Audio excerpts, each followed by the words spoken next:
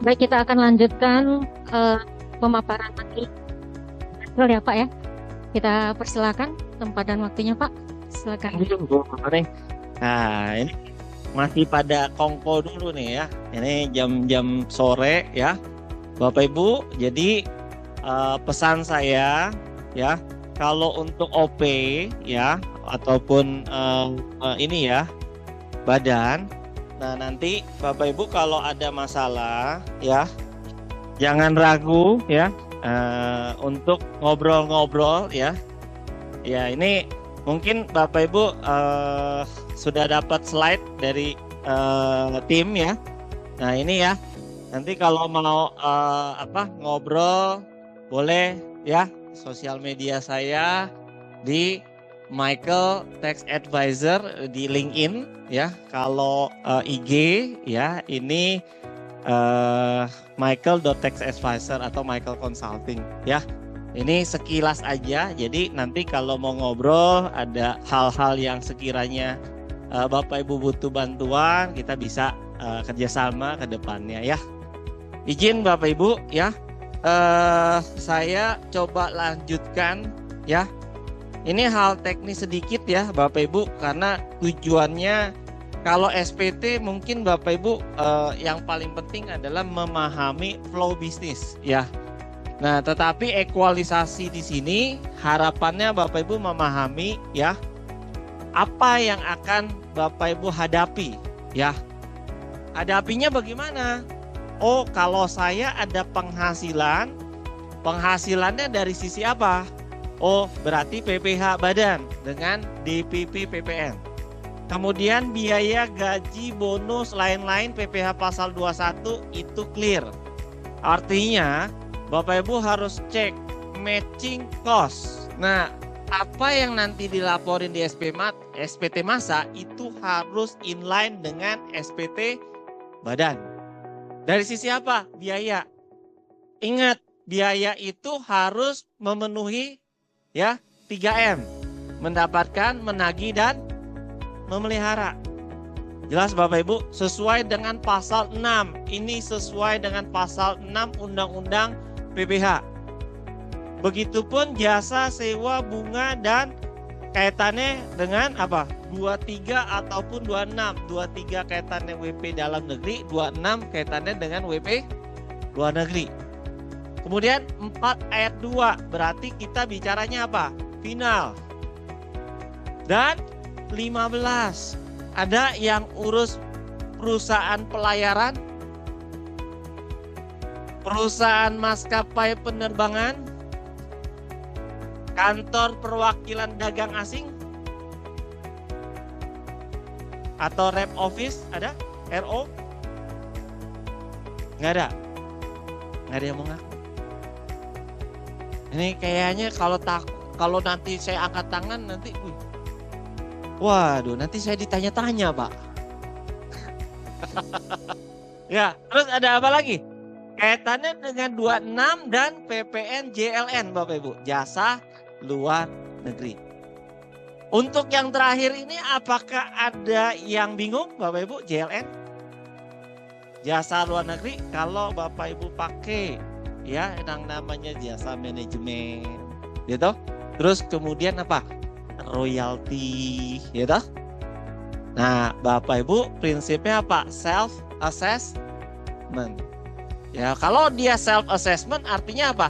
Bapak Ibu menyetorkan sendiri. Jelas, baik PPN maupun 26-nya. Nah, 26-nya ada yang kesulitan untuk setup ISKD. Karena ini penting Bapak Ibu. Kalau misalkan nanti Bapak Ibu kita bicara teori nggak ngerti prakteknya, ya sama aja bohong. Ya nggak? 26. Misalkan ada ISKD. Untuk Digitiform, ada yang bingung? Halo, Digitiform. ISKD sudah bisa melalui Cortex, sudah ngerti? Wah, lo mateng lah. ISKD-nya sudah paham step by step-nya sampai dengan dapat fasilitas nih. Benar. Yakin. Ini Belum, maksudnya biar ini nih ya. Nanti nggak selesai nih. Waduh, ya. Saya kasih lihat dikit deh, dikit ya, dikit.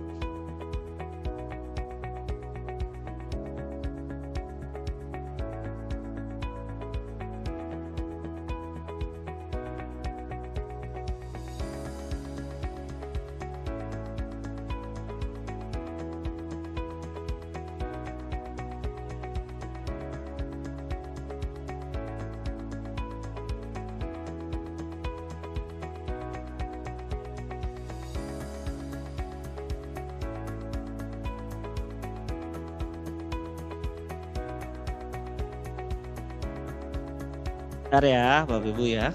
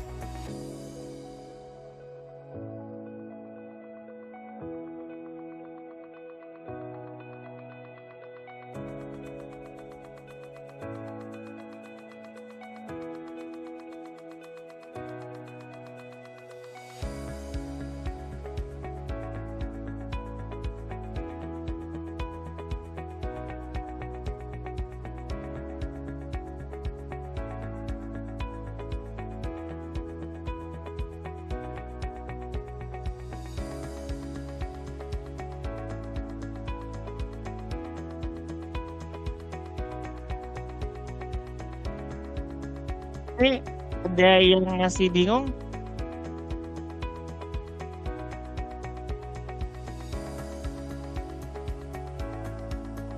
Ya, guidance. This form is to be completed by a person which includes a body of a person, corporate or non-corporate, who is a resident of a country which has concluded double taxation convention or DTC with Indonesia.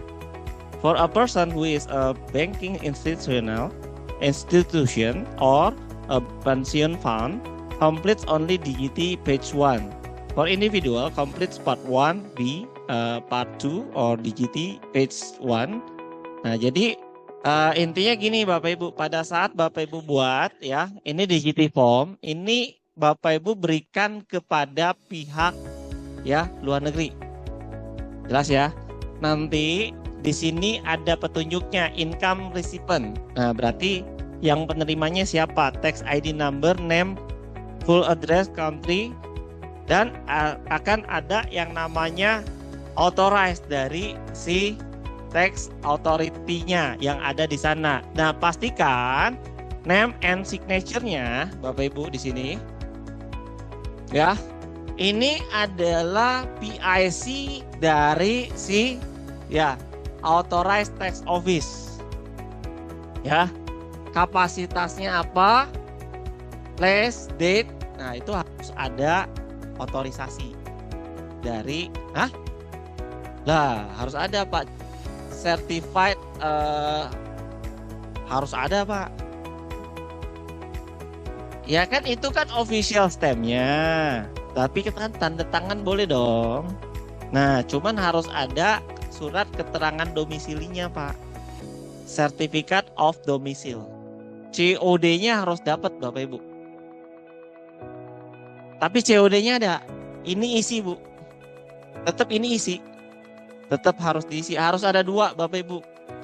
Dan kalau kita bicara ISKD ini berlaku paling lama hanya setahun. Jelas ya. Jadi nanti pada saat Bapak Ibu masukin BPNR. BPNR itu bukti potong non residence. Nah, Bapak Ibu harus set up dulu tuh di Cortex untuk dapetin yang namanya fasilitas.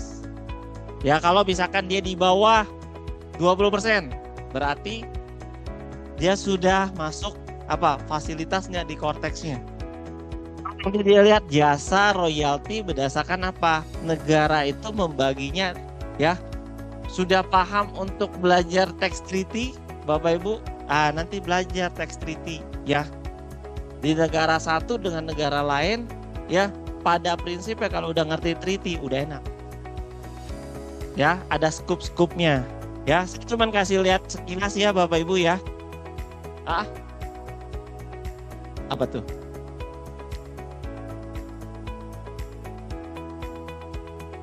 Ya, seyogyanya harusnya ditandatangani dan distem Bu. Maksudnya ada capnya ya Bu ya. Ini nanti tinggal diisi. Ya, kalau dia banking institution, kalau dia ada ini non individual, berarti orang pribadi. Nah, biasanya kalau Bapak Ibu urus yang namanya perusahaan, ya. Nah, dia banyak isinya di sini. To be completed if the income recipient is non-individual. Ya, most of all kebanyakan di sini. Ya, nanti kan dia tanya the purpose of the transaction is to directly or indirectly obtain the benefit under the contract. Nanti yes, no. Nah, gitu Bapak Ibu ya. Oke. Sampai sini ada yang mau ditanya? Silakan. Ada apa? Iya, masuknya di ini Pak, pengajuan Pak. Pengajuannya di Cortex Pak. Permohonannya, ya, permohonannya di Cortex Pak, gitu. Ya, apa tuh Bu?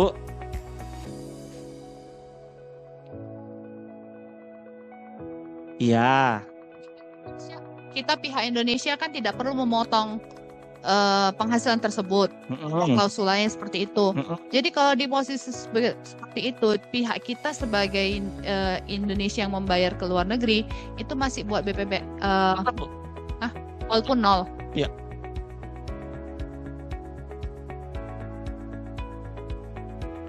Ini sama aja Bapak Ibu kalau misalkan bertransaksi dengan OP-nya ternyata 0.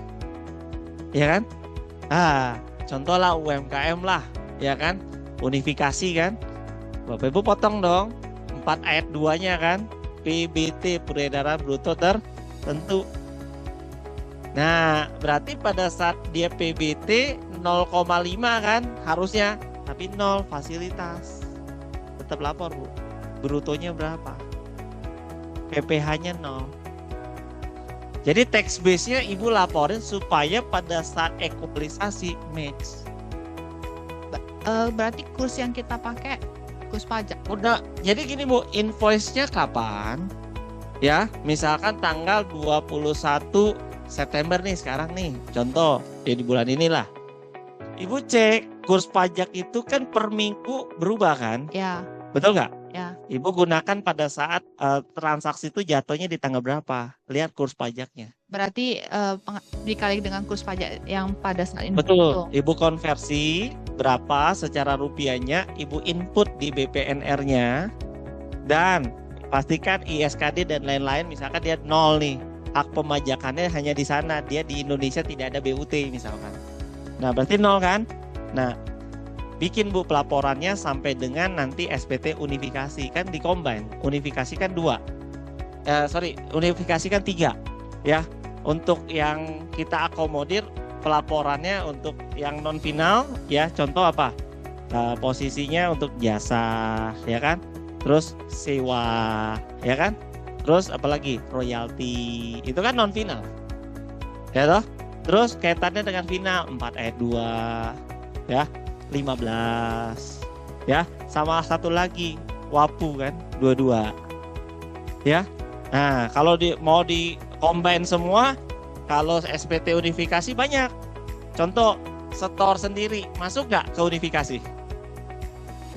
Setor sendiri masuk, ya kan? BPU, nah masuk kan? BPNR masuk kan?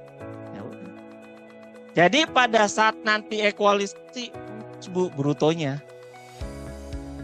Kan BPH masalah SPT masa terhutang berapa kan? Kita biaya pada hutang kan? Kalau kita belum bayar. Tapi kalau misalkan kita motong dia berarti kan ada hutang PPH pasal 26. Kita bayarnya pada saat bulan depan kan? Hutang pada bank kan? Akuntansinya kayak gitu. Kalau nggak ada pemotongan berarti nol kan? Biayanya aja. Gitu. Ya, gimana? Jadi kalau untuk perusahaan kapal Pak, kan kita transaksi sama perusahaan kapal, mereka bayar PPh pasal 15 final, kita kan nggak ada pemotongan. Perlu buat bukti potong kan? Yang dipotong sama siapa? Kita harus setor sendiri dong. Kita memotong Pak. Maksudnya Kalau kita pemilik kapal, Iya. transaksi sama Bapak, Iya. saya bayar sama Bapak. Saya kan nggak potong nih Pak. Berarti nggak, setor sendiri. Bapak yang setor sendiri kan? Heeh. Saya sebagai pihaknya ada terbitkan bukti potong juga enggak kan? Enggak dong. Ibu bayar. Ibu bayar dia sama aja kan, ibu sewa nih di tempat saya. Ya kan harusnya kan saya keluarin bukti potong buat ibu kan, karena ibu nyewa di tempat saya. Saya dong yang sorry. bukti potong Pak. Ibu nyewa di tempat saya dapat uangnya. Ya, Ya kan, sebagai pemilik tempat. ya, Nah, pada saat ibu bayar saya, harus kan ibu potong saya. ya, Betul Bang? betul. Tapi ibu kasih uangnya ke saya yang setorin. Ya, Sama aja kan? yang saya tanya apakah perlakuannya sama seperti ini? Saya walaupun nggak motong pihak luar negeri, tapi saya tetap menerbitkan bukti potong non residen. Ya, kalau posisinya seperti tadi, itu oke Bu. Yang ibu sampaikan, yang pemilik kapal itu loh. Berarti walaupun saya nggak potong Bapak setor sendiri PPh pasal 15, saya juga terbitin bukti potong Oh non. enggak dong, Kan? enggak usah. Kan salah satu aja. Saya jadi pihak yang dipotong atau ibu yang setor sendiri sebagai. Oh, oke Pak. Jadi transaksinya yang penting match. Siapa yang nyetor? Kan output seperti itu. Bisa sendiri, bisa dipotong oleh pihak lain kan? Oke, makasih Ya. Pak. Oke, baik. Silakan Bu. Ya.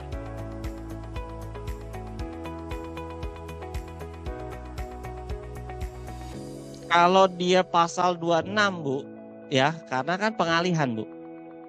Kalau pengalihan sekalipun nanti dia pemegang sahamnya dari luar negeri, ya kan pasti kan kita perlu lapor Bu. Iya. Ya nanti posisinya dia sertifikat of residence-nya orang mana Bu? Ya berarti kan nanti diajuin dulu COR-nya. Supaya nanti pada saat kita, kalau dia modal, uangnya dikembalikan, ya pasti kan jadi modal itu kan pasal 4 ayat 3 Bu. Dia non-objek. Non-objek ya Pak ya? Non-objek. Kalau dia setorannya sebagai modal Bu.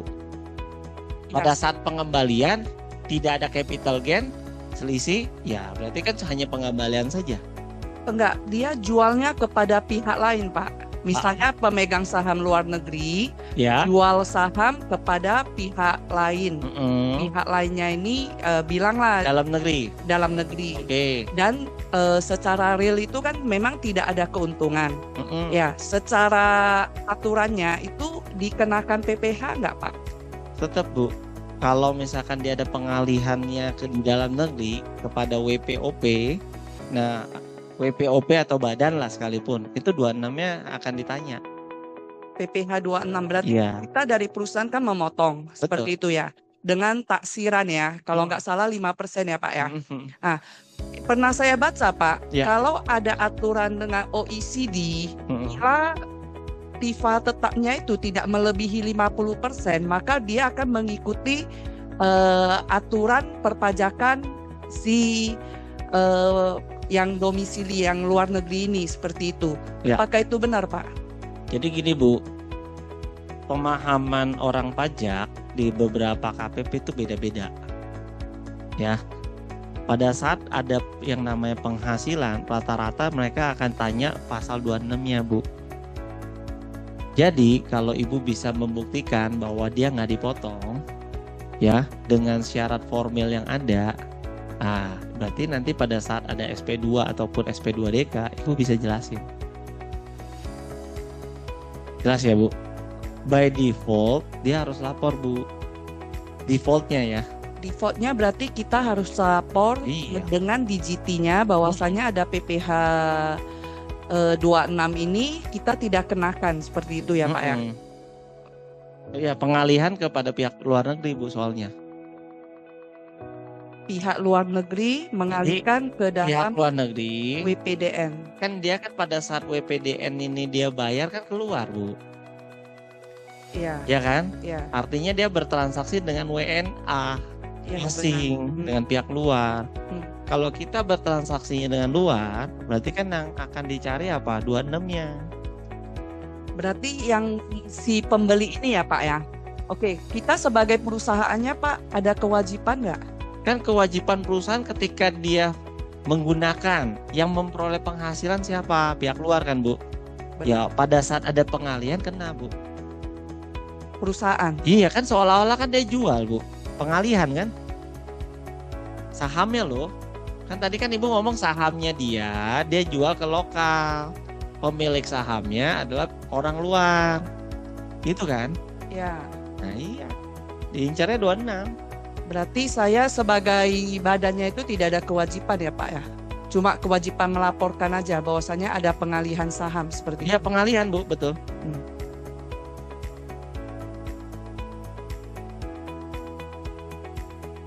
Kan ada juga pengalihan saham bisa berbagai macam ya. Jadi pengakuan PPh pengalihan saham ya yang dilakukan oleh wajib pajak luar negeri, nanti Ibu bisa catat di S8 Surat Direktur Jenderal Pajak. Boleh dicatat.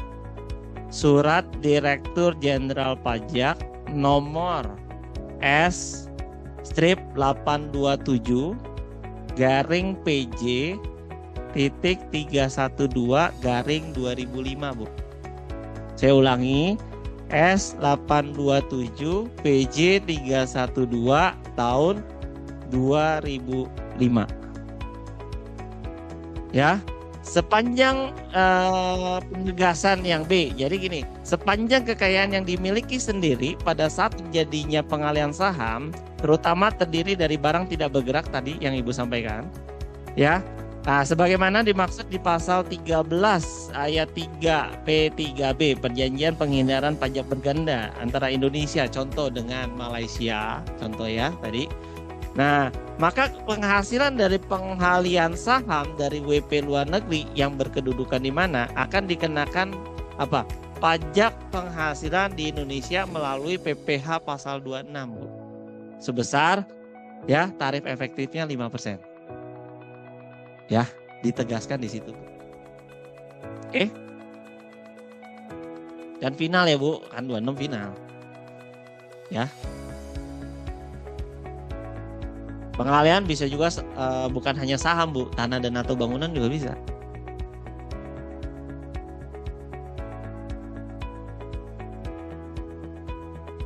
Itu kalau tadi Pak, sorry, kalau harta tidak bergeraknya kalau lebih dari 50 ya Pak ya? Gimana? Harta tidak bergeraknya lebih dari 50% ya?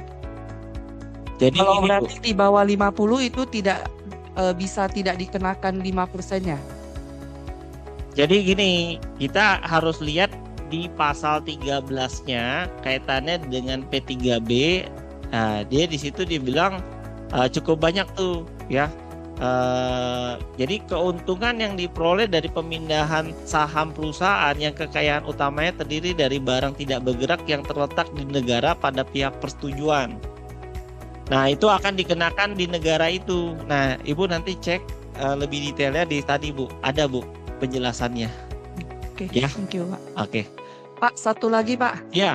Kalau misalnya di GT tahun 2024 itu masih bisa nggak didaftarkan di SKD-nya? Sesuai dengan tahun, Bu. Ibu kalau mau ngajuin tahun 2025, ya harus 2025. Berarti 2024 nggak Tidak ada valid. cara, tidak valid ya? Iya, Mesti nggak bisa didaftarkan. nggak bisa, Bu. Nggak ada cara lain Pak. Nggak ada cara lain. Tip and trick nggak ada. Oke, thank you Pak. Kan nggak mungkin, Bu. Misalnya gini, kan Ibu lampirin, ya kan? Lampirin dan itu ditandatangani tahun berapa? Kan nggak mungkin tahun lalu. Ya kan yang eksis, Bapak Ibu. Ya, oke. Saya lanjut ya, Bapak Ibu ya. Nah, di-keep dulu pertanyaannya, ya. Biar kelar nih. Kalau nggak kelar kita nih, ya. Oke. Nah, kita lanjut ya. Ya. Itu Bapak Ibu ya, penghasilan konform SPT tahunan PPN Badan dengan masa PPN Januari to Desember. Objek bukan objek dan lain-lain, nanti Bapak Ibu ekualisasi ya. Nah itu udah sesuai nggak posisinya? Itu satu ya, saya agak cepet ya Bapak Ibu ya. Fasten your seatbelt ya.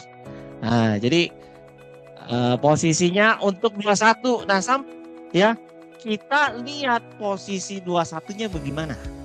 Gaji, upah, honor, bonus yang teratur sama yang tidak teratur Bapak Ibu. Kemudian apa? Natura dan kenikmatan, hati-hati, ada negatif list. Jelas ya Bapak Ibu, ada negatif list dan juga ada batasan tertentu. Ya, mana yang boleh, mana yang nggak boleh. Nah, Bapak Ibu ekualisasi. Ya, kemudian apa? Kaitannya dengan 2326 dan 4 ayat 2 sama Bapak Ibu. Jadi nanti tinggal Bapak Ibu sesuaikan, dan kalau ada selisih SP2DK, SP2 Bapak Ibu bisa jelasin. Atur ritmenya dari Januari sampai Desember. Jelas Bapak Ibu? Ya. Kemudian ya ini 26 sama PPN JLN ya. Ingat kita prinsip self assessment. Ya, namanya self assessment nanti diimbangi dengan withholding tax. Cocok nggak Bapak Ibu untuk pelaporan massal sampai dengan pelaporan tahunan? Ya, Pak, kalau saya bukan PKP, saya pakai jasa dari luar negeri. Ingat, self assessment, SSB, JLN, jasa luar negeri. Tidak perlu Bapak Ibu PKP, tapi lapor, bayar dulu baru lapor, ya. Nggak bisa lapor tanpa bayar, ya. Oke, lanjut ya. Nah ini Bapak Ibu keywordnya, list ekualisasi SPT massa dengan akun biaya di laporan keuangan. 21 kaitannya dengan apa? Oh, akun biaya yang terkait dengan gaji, upah, honor dan lain-lain. 22 kaitannya dengan apa? 23 terus 4 ayat 2 26. Nah ya, sampai dengan DPP PPN masukan. Ya, ini kebanyakan posisinya nih yang dikasih bintang 1, kebanyakan transaksinya 22 merupakan barang atau jasa kepada pihak tertentu Bapak Ibu. Ya, jadi posisikan Bapak Ibu, lihat nih, oh berarti ada penjualan barang atau jasa kepada pihak tertentu yang mana. Terus kalau ada yang namanya pemakaian sendiri, ada pemberian cuma-cuma, ya dah. Kalau dulu kita pakai apa? Faktur pajaknya 04. Betul? Pakai sendiri, kasih cuma-cuma, ya kan? DPP nilai lain kan? Nah, sekarang kita pakainya DPP nilai lain. Gara-gara bingung. 11/12 kali 12. Bagaimana caranya? Iya, lu pakai DPP nilai lain, paling cepet kan? Kan dia nggak mungkin ngerubah undang-undangnya. Ya nggak? Tapi aturan pelaksanaannya bisa diatur kan? Ya nggak? Pakai PMK 131. DPP nilai lain. Kemudian apa Bapak Ibu? Yang perlu Bapak Ibu perhatikan, pada saat dia juga kaitannya dengan pendapatan. Jadi bukan hanya biaya, tapi penghasilannya dari mana? Ya, penghasilannya di pasal 15. Oh, berarti ada apa? Industri pelayaran dan luar negeri. Penerbangan dalam negeri kalau dia ada perjanjian charter. Penerbangan internasional. Nah, itu bagaimana? Ekualisasi seperti itu Bapak Ibu. Nanti Bapak Ibu sudah cocokkan. Kemudian apa yang perlu Bapak Ibu perhatikan? Ya, pastikan nih ya, yang namanya ekualisasi, bukti pendukungnya harus ada. Kalau bukti pendukungnya nggak ada, nah berarti apa? Kira-kira bisa jadi penghasilan itu dianggap nggak valid. Tapi dari kacamata Fiskus, kalau itu bisa menambah ya beban pajak yang menjadi koreksi positif, sekalipun lu nggak ada bukti pendukungnya, dia itu. Ya dong, kan penghasilan contoh nih, maaf nih Bapak Ibu, pernah nggak OP ditanya penghasilan lain-lainnya detailnya apa? Terus dia bayar progresif pasal 17 OP. Pernah nggak ada yang ditanya penghasilan lain-lain OP? Ada? Jarang, Bu. Iya. Ya, penghasilan lain-lainnya ditanya nggak? Ada yang punya pengalaman? Ada? Banyak. Oh. Sekalipun itu nambah ya. Baguslah kalau gitu. Jadi tambah objek. Bapak Ibu, nih step by stepnya. Bapak Ibu harus siapin dokumennya. Ya, jangan ngantuk ya Bapak Ibu. Ya, login, isi, unggah, bayar dan lapor. Oke, step by stepnya seperti itu Bapak Ibu. Ya, kemudian apa? Bapak Ibu perlu menyiapkan dokumen apa yang nanti Bapak Ibu perlu siapkan, baik dagang, jasa, manufaktur, dan lain sebagainya. LK-nya Bapak Ibu. Laporan keuangannya, laba rugi dan neraca. Dua ini adalah komponen terpenting kalau Bapak Ibu mau isi SPT. Bukti potongnya. Nah, impact-nya apa nih bukti potongnya nih Bapak Ibu? Kredit pajak. Yes. Sama apa? Tadi ekualisasinya. Cocok gak Anda state biaya di laporan keuangan, misalkan biaya sewa, terus dicocokin sama SPT masa PPh-nya. Bukti potongnya kurang, berarti Anda akan dikejar apa? Kurang bayar. Jelas ya Bapak Ibu? Jadi ekualisasi itu penting untuk kita lakukan. Ya, kemudian dokumen pendukung lainnya. Contoh, misalkan nih Bapak Ibu ada satu kasus di mana perusahaan itu berganti manajemennya. Ya, kira-kira kalau ada pergantian manajemen selama ini di 1771/5, Bapak Ibu lampirin nggak akte terbaru?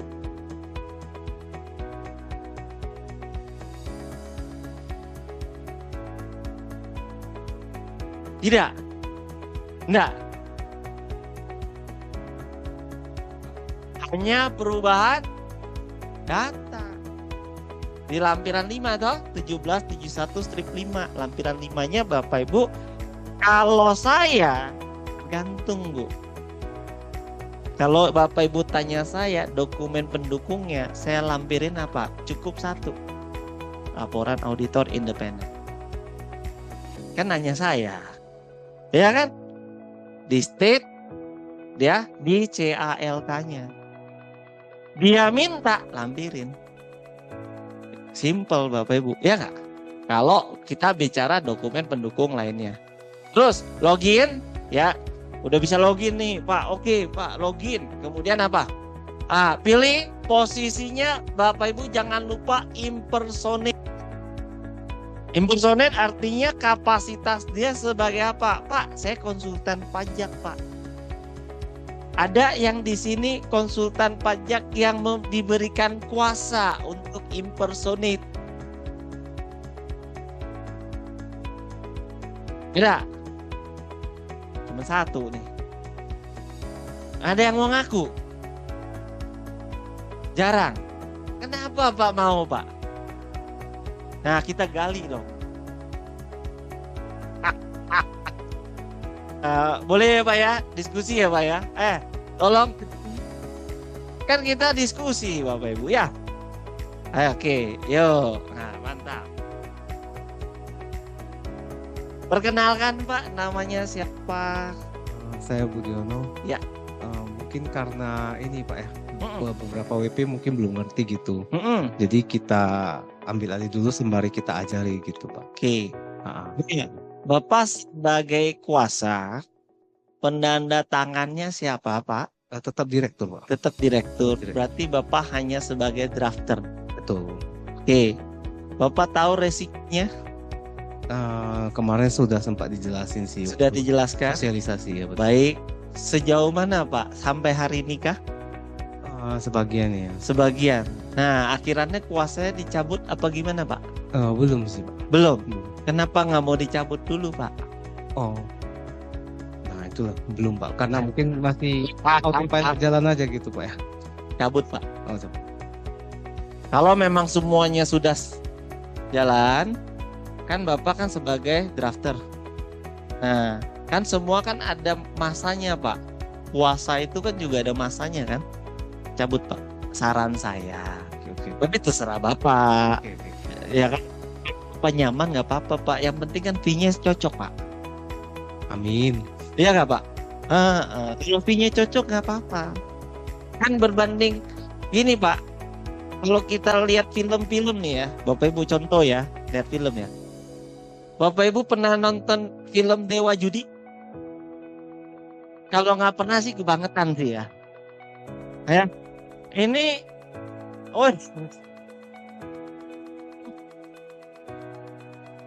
yang main, yang orangnya agak konyol siapa? Stephen Chow ya. Ya. Tahu apa yang terjadi, Bapak Ibu? Ini saya intermezzo doang ya, Bapak Ibu ya. Kenapa disebutnya Dewa Judi?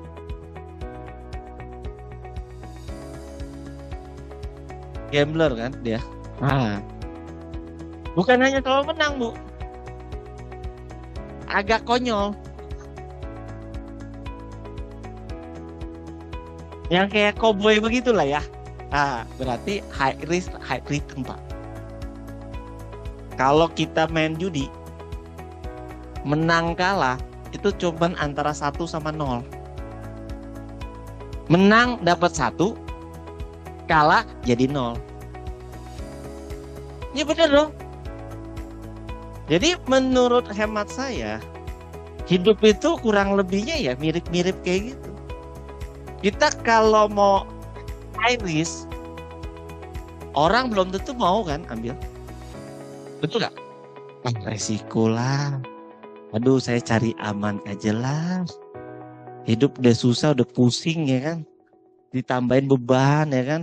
Yang enak mah dia. Kita yang gak bisa tidur.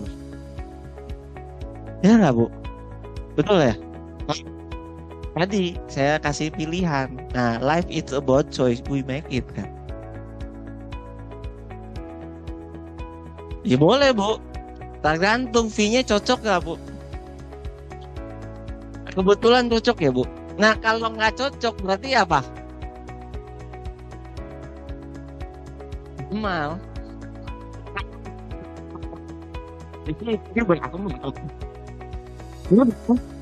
Jadi, Bapak Ibu, dalam mengerjakan kasus ya, itu nggak selalu smooth. Ya, orang bilang, wah Anda hebat, bla bla bla. Prosesnya kan Bapak Ibu harus lalui kan. Sehebat-hebatnya orang, pernah nggak dia gagal? Pasti kan? Nah, tadi saya kasih contoh God of Gambler tuh. Dia kalah nggak? Pernah nggak? Kalah. Nah, tapi pada saat dia maju, dia punya strategi berbeda nggak? Berbeda. Zaman dulu nggak kepikiran, Bapak Ibu, kita akan berbeda ya. Dulu masukin CSV sama hard copy itu. Ya nggak? Udah capek-capek ke kantor pajak lupa stempel. Pulang lu.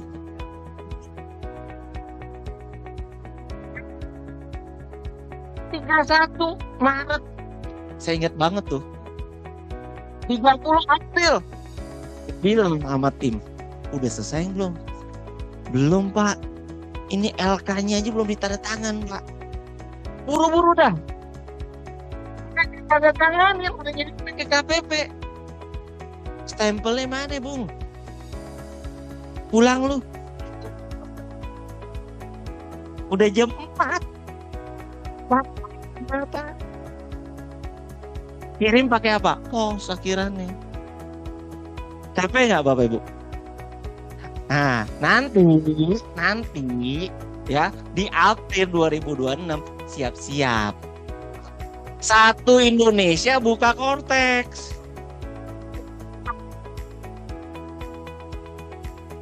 Satu Indonesia. Makanya deh, SPT masa aja udah pusing kita. Ya enggak? Nah lu buka nih setahun nih. Ribuan orang. Login aja di sini aja. Susah kali. Mau impersonate nih Bapak Ibu, mau impersonate ke sini. Login. Saya doang yang ngalamin.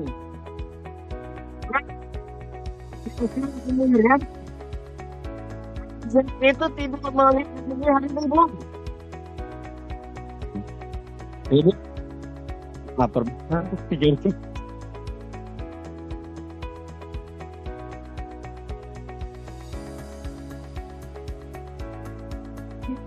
Itu dia tidak melihat hari libur. Itu 30 April, ya masih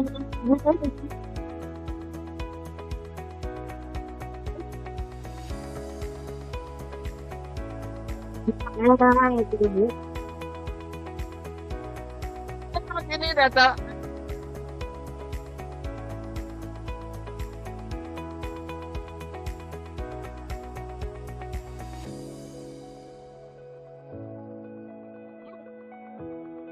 itu Indonesia.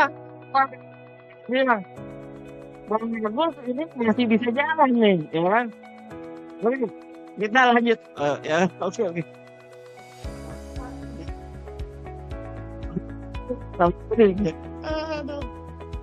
Ya.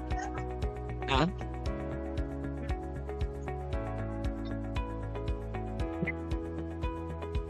Oke, satu tipsnya. Kita sekarang harus cepat beradaptasi, betul? Nah, Bapak Ibu, salah satu tools untuk membantu hidup Bapak Ibu jadi lebih ya, nggak sakit hati ya, kerjasamalah dengan PJAP, penyedia jasa aplikasi perpajakan. Yang lagi hot itu, kenapa? Dia nggak perlu capek-capek, langsung masuk by system. Kalau kita kan harus otorisasi dulu kan, ya kan, simpan draft, ya kan, valid, perbaharui, download hatu-hatu, ya kan.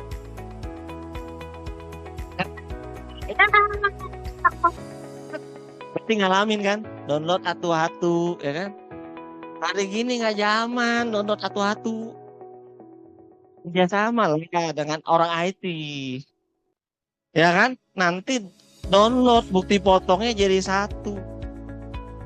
Capek Bapak Ibu. Kalau Bapak Ibu kelola nih PPH 21, satu PT 1000 orang, rating tuh kirim satu-satu Bapak Ibu. Oke, XML misalnya lagi hatu-hatu bisa kita konsol. Kalau yang ngerti, udah ngerti Bapak Ibu, downloadnya secara massal tuh. Hah? Ya, kita belajar nih sama ibu ini nih.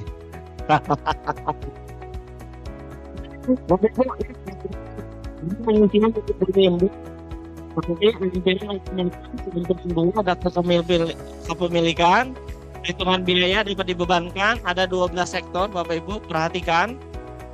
Umum, perdagangan, jasa, bank konvensional, dana pensiun, asuransi, dan lain sebagainya. Nah, nanti yang pre-populated ini yang saya sampaikan, data ada beberapa yang pre-populated tapi editable. Jadi Bapak Ibu bisa cek kebenarannya ini cocok atau tidak. Oke.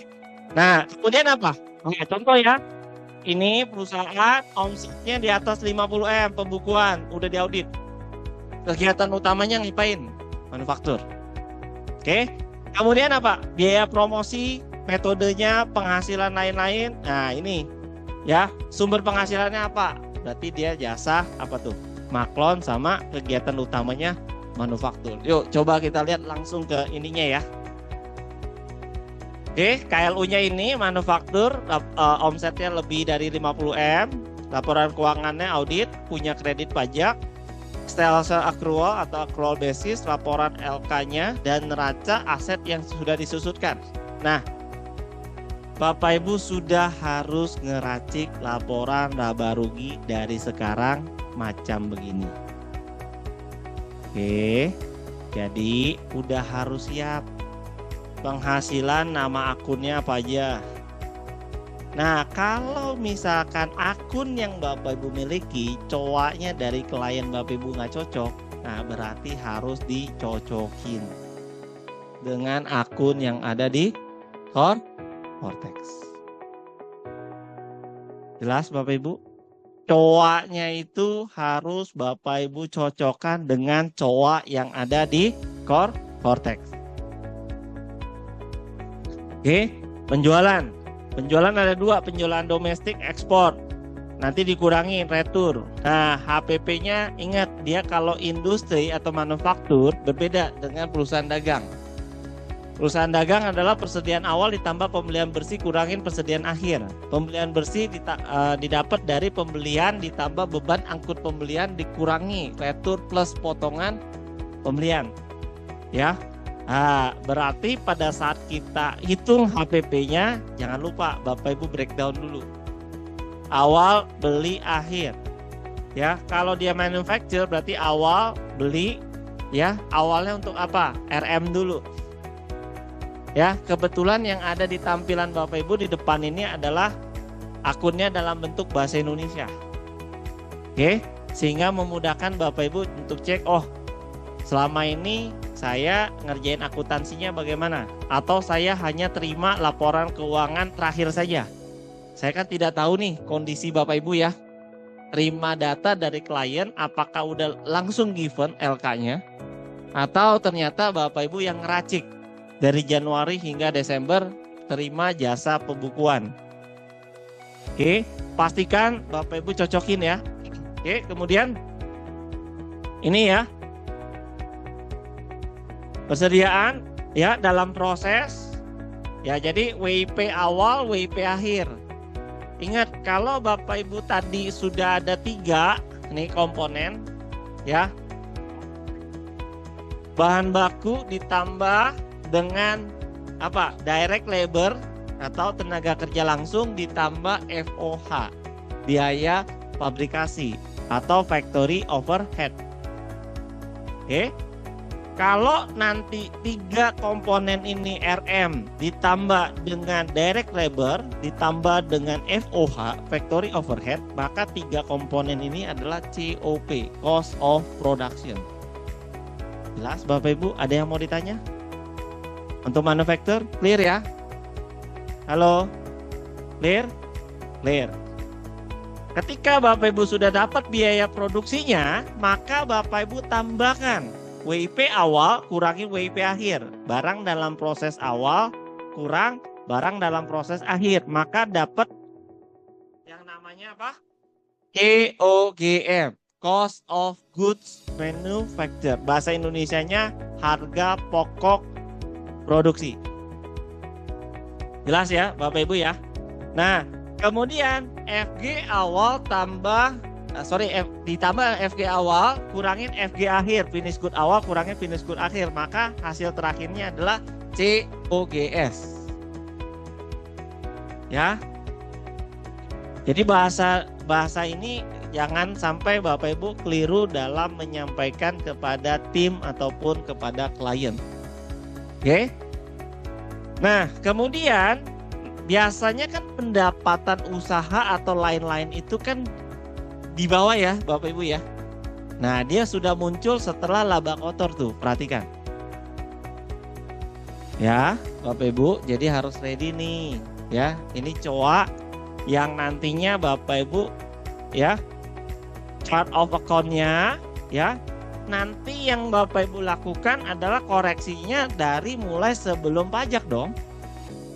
Betul nggak?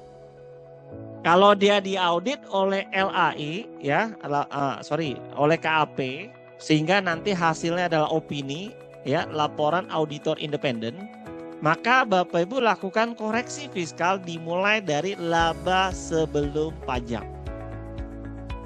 Ya, Bapak Ibu ingat laba sebelum pajak itu berarti secara komersil. Ya, nanti ada comprehensive income, Pak. Ingat, comprehensive income itu berbeda. Ya, itu akunnya berbeda juga, Bapak Ibu. Jadi Bapak Ibu ambilnya dari laba rugi sebelum pajak. Jelas ya? Karena kan kalau di SOFP, Statement of Financial Position, posisi other comprehensive income kan berbeda. Tidak digabungin, berbeda di bawah dia. Oke? Ya, nanti koreksinya seperti ini ya, posisinya ya ini tahun bukunya kebetulan Agustus to Juli 2025 Bapak Ibu. Jadi Agustus 2024 sampai dengan Juli 2025.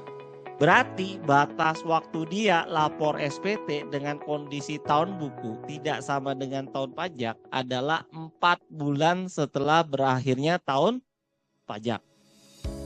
Ya. 8, 9, 10, 11, 12, 1. Berarti Bapak Ibu ini tahun pajaknya tahun pajak berapa? 2025. 6 bulan pertama dia jatuhnya di mana? Ya.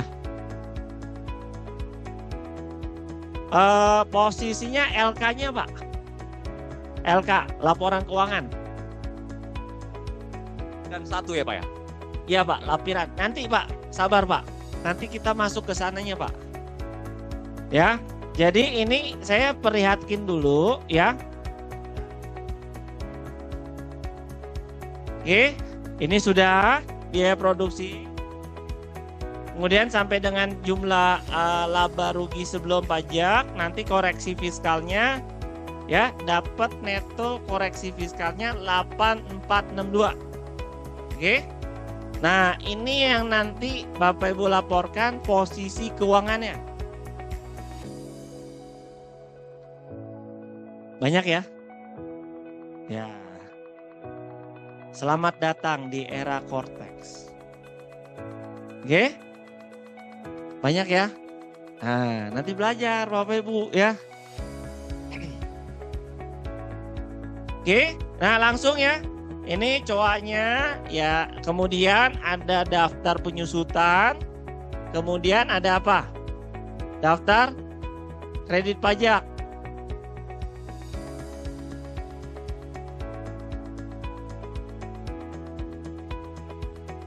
Oke, lanjut di Cortex, berarti Bapak Ibu masukin dulu modul, ya, halo, konsep. Kemudian Bapak Ibu lakukan pengisian dan validasi formulir induk. Setelah selesai, ya, nanti akan dimasukin metode pembukuannya apa? Oke. Ya, kemudian ya laporan keuangan sektor usahanya manufaktur isi ya. Nanti Bapak Ibu jangan lupa penghasilan neto fiskal Bapak Ibu harus sesuai lampiran. Ya. Oke, nah ini prakteknya sebentar ya Bapak Ibu, lampirannya Bapak Ibu siapin draftnya kayak tadi ya. Kemudian bikin konsep, pilih SPT ya. Pilih SPT Badat, lanjut. Jenis SPT. Nah Bapak Ibu pilih nih nanti masa pajaknya dari mana. Ya, kan kayak gini tampilannya. Ya, periode dan tahun. Nanti Bapak Ibu kalau masanya Januari itu Desember, pastikan periode dan tahun pajaknya adalah Januari itu Desember. Tapi kalau ternyata tahun buku dan tahun pajaknya berbeda, tidak jandes, maka pastikan Bapak Ibu cocok dengan yang ada di depan Bapak Ibu nih. Ya. Mau dia Oktober to September, mau dia Agustus to Juli, silakan. Oke, ya nanti sudah normal Nah, siapin di induknya. Induk L2, L11 sampai ya dan seterusnya ya. Ini Bapak Ibu isi, kemudian pembukuannya ya, kemudian jenisnya, sektornya ya. Kalau dia ada opini, opininya apa? Wajar tanpa pengecualian ya. Wajar tanpa pengecualian dengan paragraf penjelasan, dengan pengecualian tidak wajar tidak menyatakan pendapat. Nah, ini juga nanti masukin nih. NPWP kantor akuntan publik sama seperti 1771 tapi tampilannya tampilan Cortex. Jelas Bapak Ibu, di induk kan kelihatan ya? Ya, seperti itu. Oke? Ya, karena ini panjang kali lebar nanti tidak akan mungkin bisa diselesaikan. Maka tugas Bapak Ibu adalah baca ya dan renungkan dan praktekkan. Ya, Bapak Ibu, ya terima kasih ya dari saya. Kalau ada kata-kata yang kurang berkenan ya, Bapak Ibu, saya mohon maaf ya, kebetulan saya mesti lanjut flight ke Jakarta, tapi saya flight yang paling terakhir ya. Satu kata ya Bapak Ibu dari saya, jangan pernah ya, jangan pernah apa? Jangan pernah menyerah dengan sesuatu hal yang mungkin kelihatannya itu sulit buat Bapak Ibu. Tapi mintalah hikmat akal budi ketika Bapak Ibu harus berkata-kata dan berespon dengan siapapun. Ingat, hidup kita bukan apa kata orang. Betul? Hidup kita adalah pilihan kita. Do our best. Ya, Bapak Ibu, sekali lagi kiranya bermanfaat. Dan ini tadi konteks saya ya. Mohon maaf kalau ada kekurangan. Wassalamualaikum warahmatullahi wabarakatuh. Terima kasih dan sampai jumpa. Salam kompeten.